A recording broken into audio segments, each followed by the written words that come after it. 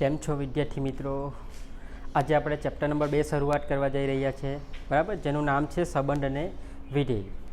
ચાલો આપણે સ્ટાર્ટ કરીએ છીએ. ચેપ્ટર નંબર 2 છે સંબંધ અને વિધેય, બરાબર, જેને અંગ્રેજીમાં કહેવાય છે relation and function. Relation and function. સંબંધને આપણે રિલેશન કહીએ છીએ અને વિધેયને આપણે ફંક્શન કહીએ છીએ, બરાબર. આ જે ચેપ્ટર છે એ ધોરણ 12ની અંદર ફરીથી રિપીટ થવાનું છે. તમારું ધોરણ 12નું પહેલું જ ચેપ્ટર આનું આ જ નામ છે, સંબંધ અને વિધેય. એટલે ચેપ્ટરનો બેઝિક વસ્તુ તમારે કોન્સેપ્ટ ક્લિયર કરવું ખૂબ જ જરૂરી છે, કારણ 12મામાં પાછું રિપીટ આવવાનું છે, બરાબર. 11મામાં થોડું બેઝિક આવશે અને 12મામાં તેનાથી એક સ્ટેપ ઉપર થોડા લોંગ ક્વેશ્ચન આવશે અને થોડું એપ્લિકેશન બેઝ આવશે, બરાબર. અત્યારે વધારે પડતું લાંબુ આપેલું નથી, અત્યારે થોડું વિધેય અને સંબંધ જે છે એનું ટૂંકમાં ખ્યાલ આપેલો છે, બરાબર. આપણે શરૂઆત કરીએ છીએ. ચેપ્ટર કુલ 3 ભાગમાં ડિવાઈડ કરીશું આપણે, બરાબર. એટલે કે કુલ 3 ટાઈપ આવવાની ચેપ્ટરની. મેં અહીંયા ઉપર લખી છે ચેપ્ટરની 3 ટાઈપ. કઈ કઈ? ચેપ્ટરના 3 ભાગ. પહેલું કાર્ટેશિયન ગુણાકાર, બીજું સંબંધ અને ત્રીજું વિધેય. આપણે ચેપ્ટર નંબર 1 ભણ્યા ગણ, બરાબર. ગણ કેમ ભણ્યા? જો તમને ગણ આવડે તો ગણ પરથી આવે કાર્ટેશિયન ગુણાકાર, કાર્ટેશિયન ગુણાકાર આવડે તો એના પરથી આવે સંબંધ, અને સંબંધ આવડે તો એના પરથી આવે વિધેય, અને વિધેય આવ્યું તો પછી તેમાં ઘણા બધા વિધેય આવે, બરાબર. ત્રિકોણમિતીય વિધેય, ઘાતાંકીય વિધેય, લોગ વિધેય એટલે કે લઘુગુણક વિધેય, ઘણા બધા પ્રકારના આવી શકે પછી. એટલે આ બધું સ્ટેપ બાય સ્ટેપ ચાલે છે. એટલે પહેલાં આપણે ગણ ભણ્યા, ત્યારબાદ કાર્ટેશિયન ગુણાકાર, સંબંધ, વિધેય અને ક્રમમાં આગળ જશું, બરાબર. એટલે એના પછીનું નેક્સ્ટ ચેપ્ટર જો અહીંયા તમે પહેલું ચેપ્ટર ભણ્યા ગણ, ત્યાર પછી આવ્યું સંબંધ, વિધેય, બરાબર. એટલે ગણ પરથી સંબંધ આવે, સંબંધ પરથી વિધેય આવે. એના પછીનું ત્રીજું ચેપ્ટર આવે ત્રિકોણમિતીય વિધેય, એટલે કે વિધેય પણ એક નવું વિધેય, કયું? ત્રિકોણમિતીય વિધેય આવશે. એટલે સ્ટેપ બાય સ્ટેપ ચાલશે, બરાબર ચેપ્ટર. ચાલો આપણે શરૂઆત કરીએ છીએ. ટાઈપ નંબર 1 જેનું નામ છે કાર્ટેશિયન ગુણાકાર, બરાબર. કાર્ટેશિયન ગુણાકાર નોર્મલી તમે કદાચ શબ્દ કદાચ ન સાંભળ્યો બની શકે, બરાબર. હવે એની વ્યાખ્યા છે કેવી રીતે જોઈએ છે આપણે. અરિક્ત ગણ પી અને ક્યુ. અરિક્ત મતલબ અરિક્ત એટલે કે ખાલી ગણ ન હોય તેવા. રિક્ત ગણને આપણે ખાલી ગણ કહીએ છીએ. અરિક્ત એટલે ગણ ખાલી ગણ નથી, બરાબર. મતલબ ગણમાં કંઈક ના કંઈક ઘટકો આવેલા છે, ખાલી ગણ નથી. તેવા ગણો પી અને ક્યુનો કાર્ટેશિયન ગુણાકારને પી ક્રોસ ક્યુ વડે દર્શાવાય છે, બરાબર. બે ગણ લઈએ છીએ આપણે પી અને ક્યુ, તો પી અને ક્યુના કાર્ટેશિયન ગુણાકારને પી ક્રોસ ક્યુ કહેવાય છે, અને પી અને ક્યુની તમામ ક્રમયુક્ત જોડનો ગણ છે. એટલે કે કાર્ટેશિયન ગુણાકાર બીજું કંઈ નથી પણ પી અને ક્યુ બે વચ્ચે જે બને તે તમામ ક્રમયુક્ત જોડ જે બને એનો ગણ છે, બરાબર. ક્રમયુક્ત જોડનો ગણ છે. એની વ્યાખ્યા નીચે આપી છે, બરાબર. જો સમજીએ આપણે આ રીતે છે. P cross Q is equal to P Q, જ્યાં P belongs to P, Q belongs to Q. મતલબ પી ક્રોસ ક્યુની અંદર હંમેશા એવા જ ઘટકો આવવાના, પી અને ક્યુ એટલે પેરમાં આવવાના, બરાબર. કાર્ટેશિયન ગુણાકારમાં હંમેશા ઘટકો પેરમાં જ આવશે, યાદ રાખજો. આ કાર્ટેશિયન ગુણાકારમાં ઘટકો પેરમાં જ આવશે. પહેલો ઘટક પહેલા ગણમાંથી આવશે, બીજો ઘટક બીજા ગણમાંથી આવશે. જો અહીંયા P cross Q is equal to P Q, જ્યાં પી બિલોંગ્સ ટુ પી ને Q belongs to Q. P cross Q કર્યું તો પહેલો ઘટક પહેલામાંથી જ હોય ને બીજો ઘટક બીજામાંથી જ હોય, બરાબર છે. આ રીતે છે. આ એની વ્યાખ્યા છે. આપણે એક્ઝામ્પલથી વધારે સારી રીતે સમજી શકીએ. થોડી નોંધ લખી છે. આ નોંધ તમે એક્ઝામ્પલ ગણો તો વધારે ખ્યાલ આવશે, બરાબર. પણ તે પહેલાં આપણે એકવાર સમજી લઈએ છીએ અને ત્યારબાદ ફરીથી સમજીએ છીએ બીજી વાર એક્ઝામ્પલ ગણીને. ચાલો. ક્રમયુક્ત જોડના બધા જ ઘટકો સમાન હોય તો તે જોડ સમાન થાય. પહેલું મતલબ બે ક્રમયુક્ત જોડ સમાન ક્યારે કહેવાય? બે ક્રમયુક્ત જોડ સમાન ક્યારે કહેવાય? તો બે જોડ આપેલા હોય તેના બધા જ ઘટકો, બધા જ મતલબ પહેલો ઘટક સરખો હોય, બીજો ઘટક સરખો હોય, 3 આપેલો હોય તો ત્રીજો અને ત્રીજો ઘટક પણ બંને બાજુ સરખા હોય તો જ તે ક્રમયુક્ત જોડ સમાન છે એમ કહી શકાય. નંબર 2, એન એ બરાબર એક્સ હોય ને એન બી બરાબર વાય હોય તો n across B equal to X ગુણ્યા વાય. મતલબ એની અંદર આવતા ઘટકોની સંખ્યા એક્સ હોય અને બીની અંદર આવતા ઘટકોની સંખ્યા વાય હોય તો એ ક્રોસ બીમાં આવતા ઘટકોની સંખ્યા એક્સ ગુણ્યા વાય જેટલી થાય. મતલબ જેટલા એમાં આવે ને જેટલા બીમાં આવે બેનો ગુણાકાર જેટલું. એમાં 3 સભ્ય છે, બીમાં 2 છે, તો એ ક્રોસ બીમાં 3 દુ 6 સભ્ય થઈ જશે. ત્રીજું, એ અને બી પૈકી કોઈ પણ એક ગણ અનંત ગણ હોય તો એ ક્રોસ બી અનંત ગણ થાય. હવે ક્રોસ ગુણાકાર કરવું આપણે તો આમાંનો કોઈ પણ એક ગણ જો અનંત ગણ હોય ને તો ટોટલ એ ક્રોસ બી કે જે પી ક્રોસ ક્યુ કરશો અનંત ગણ જ થશે, કારણ એક અનંત છે એટલે એક બાજુ પર ડોટ ડોટ ડોટ ચાલ્યા જ કરશે, એટલે એ હંમેશા અનંત ગણ થશે. આ આપણે ક્રમયુક્ત જોડ જોઈએ પી ક્રોસ ક્યુ 2 માટે, બરાબર. સેમ 3 વસ્તુ આપેલો, 3 ગણનો ગુણાકાર આપણે લેવો હોય તો જો એ ક્રોસ એ 3 હોય તો તેમાં નવું કંઈ નહીં. ક્રમયુક્ત જોડ આપણે 2 નો લઈએ તો આપણા 2 ઘટકો આવે પેરમાં, 3 લઈએ તો પેરમાં 3 ઘટકો આવે, એબીસી પ્રકારના, બરાબર. એબીસી પ્રકારના 3 ઘટકો આવશે, જ્યાં એ બી સી પહેલો ઘટક પહેલામાંથી, બીજો ઘટક બીજામાંથી, ત્રીજો ઘટક ત્રીજામાંથી આવશે. અહીંયા ગણ સરખા છે એટલે 3 3 એમાંથી જ લીધા.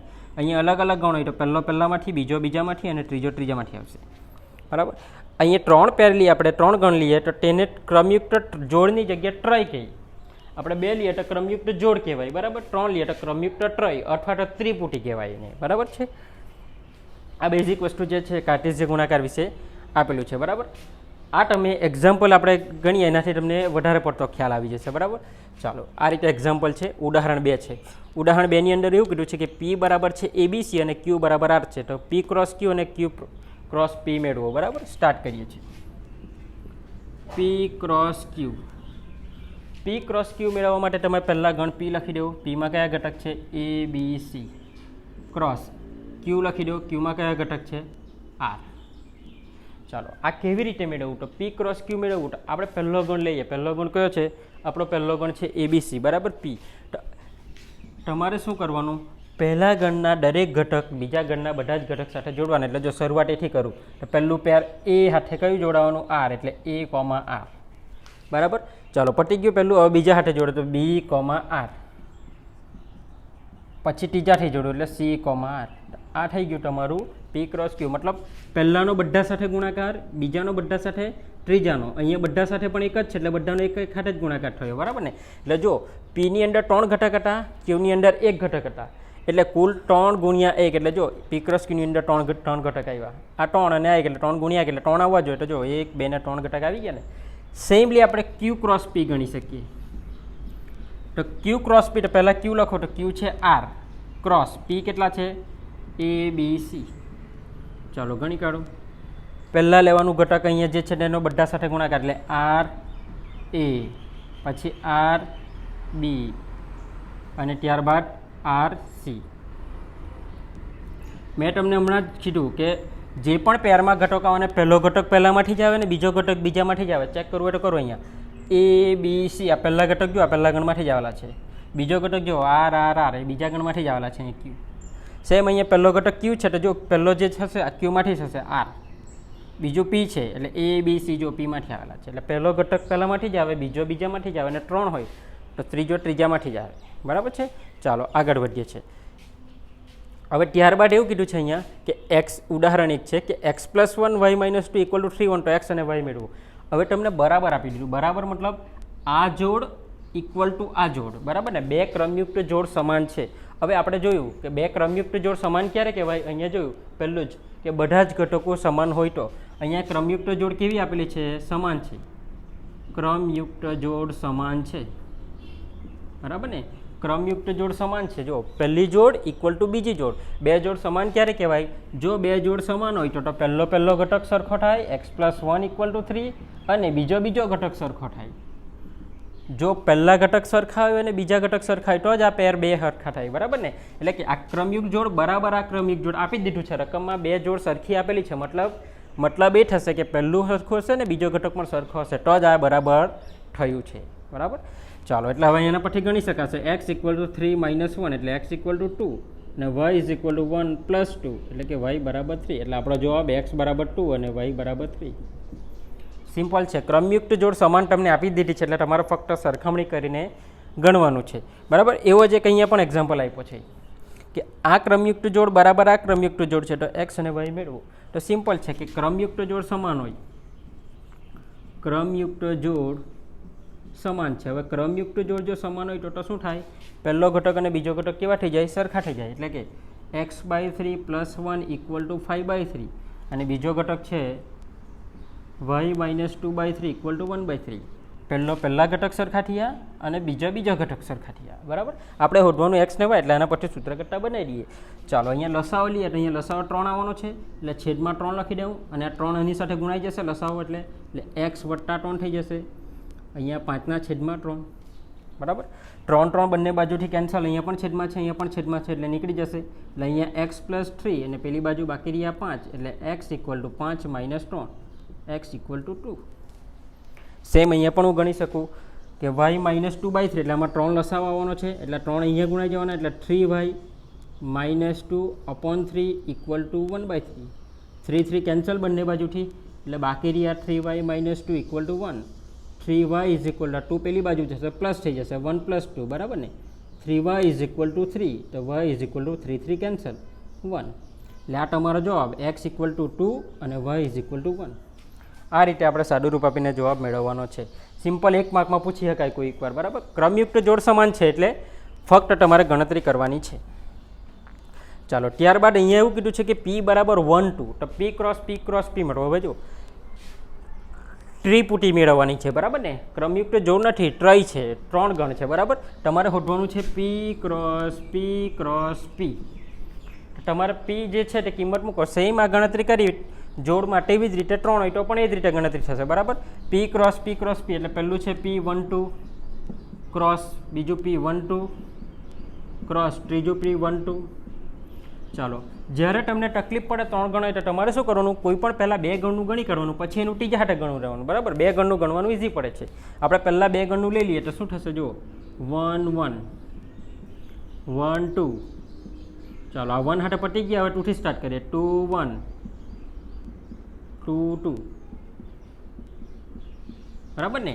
પહેલાં 2 ગણનું ગણી કાઢ્યું છે બરાબર. ત્રીજાનું બાકી છે. ત્રીજું જે છે તે પેલું ક્રોસ 1 2 એઝ ઇટ ઇઝ. હવે પહેલાં 2નું જે આપણે ગણી કાઢ્યા 4 ઘટક આવ્યા. હવે એનો જે છે તે ત્રીજા સાથે ગુણાકાર લઈ લેશે એટલે આપણે ટોટલ થઈ જશે. હવે ક્લિયર વસ્તુ જો આની અંદર 2 ઘટક છે તો આમાં કેટલા આવવાના, જો 2 લઈએ તો 2 × 4 આવવાના અને 3 લઈએ તો 2 × 4 = 8 બરાબર ને. 3 છે એટલે 2 × 2 × 2 એટલે કે 2 × 4 = 8 ઘટક આવવાના. તો જુઓ હવે ચાલો હવે પહેલું જે છે હવે આપણું 2નું થઈ ગયું. આ 2 ગણનું ત્રીજા ગણનું બાકી છે બરાબર ને. તો ત્રીજા ગણનું ગણવા માટે હવે આ બધા પાસા બંને હાથે ગુણાઈ જશે. એટલે પહેલું 1 1 આ 1 1 ને 1 હાથે થઈ જશે 1 1 1. પછી એ 1 1 2 સાથે ગુણાશે એટલે 1 1 2. ચાલો આ 1 1 નો થઈ ગયો બંને સાથે ગુણાકાર. હવે 1 2 1 2 1 1 2 2 થઈ ગયું. હવે 2 1 નો ગુણાકાર બંને સાથે એટલે કે 2 1 1 2 1 2. ત્યારબાદ 2 2 બાકી રહ્યું છે બરાબર ને. એટલે 2 2 1 2 2 2. મતલબ પહેલાં 2 ગણના આપણે ગણી કાઢ્યો ક્રોસ ગુણાકાર કાર્ટેશિયન ગુણાકાર. પછી ત્યારબાદ બધાને આ બંને સાથે વારાફરતી આપણે ગણી લીધા એટલે ટોટલ આપણા 8 ઘટકો આવી જાય છે. આ છે આપણું p ક્રોસ p જે આપણે ફાઇન કરવાનું હતું. આ રીતે આપણે ગણવાનું છે. ત્યારબાદ અહીંયા જુઓ ગણ એમાં 3 ઘટકો હોય ને બીમાં 3 4 5 તો a ક્રોસ બીના ઘટકોની સંખ્યા કેટલી છે. a ક્રોસ બી નથી પૂછ્યું, ફક્ત એમાં ઘટકોની સંખ્યા કેટલી છે બરાબર. પહેલી વાક્ય એમાં 3 ઘટકો છે એટલે આપણને આપી દીધું n of a is equal to 3. એમાં આવતા ઘટકોની સંખ્યા 3 છે અહીંયા આપી દીધું. ત્યારબાદ b બરાબર આપી દીધું 3 4 5. તો આપણે બીમાં કેટલા ઘટક છે જોઈને લખી શકીએ બરાબર ને. b બરાબર 3 4 5 એટલે કે 3 ઘટક છે. એમાં પણ 3 4 અને 5 એટલે કુલ 3 ઘટક છે. અને એમાં 3 ઘટક છે એમ શબ્દમાં આપ્યું. જો અહીંયા શબ્દમાં લખી દીધું એમાં 3 ઘટક છે ને અહીંયા યાદીમાં આપણે લખી બતાવ્યું છે ગણમાં કે b બરાબર 3 4 5 એટલે એમાં પણ છે તો 3 જ ઘટકો. એટલે એમાં પણ 3 ઘટકો છે અને બીમાં પણ 3 ઘટકો છે બરાબર ને. તો a ક્રોસ બીમાં કેટલા ઘટકો આવવાના તો આપણને ખબર n a ક્રોસ બીમાં કેટલા ઘટક આવે તો જેટલા એમાં હોય ને જેટલા બીમાં હોય એનો ગુણાકાર જેટલા. એટલે કે n a ગુણ્યા n b એના ઘટકને બીના ઘટકને ગુણી કાઢીએ તેટલા ઘટક આપણે આવવાના બરાબર ને. 3 ગુણ્યા 3 એટલે કે 3 ટાળી 9 એટલે a ક્રોસ બીના 9 ઘટકો હશે.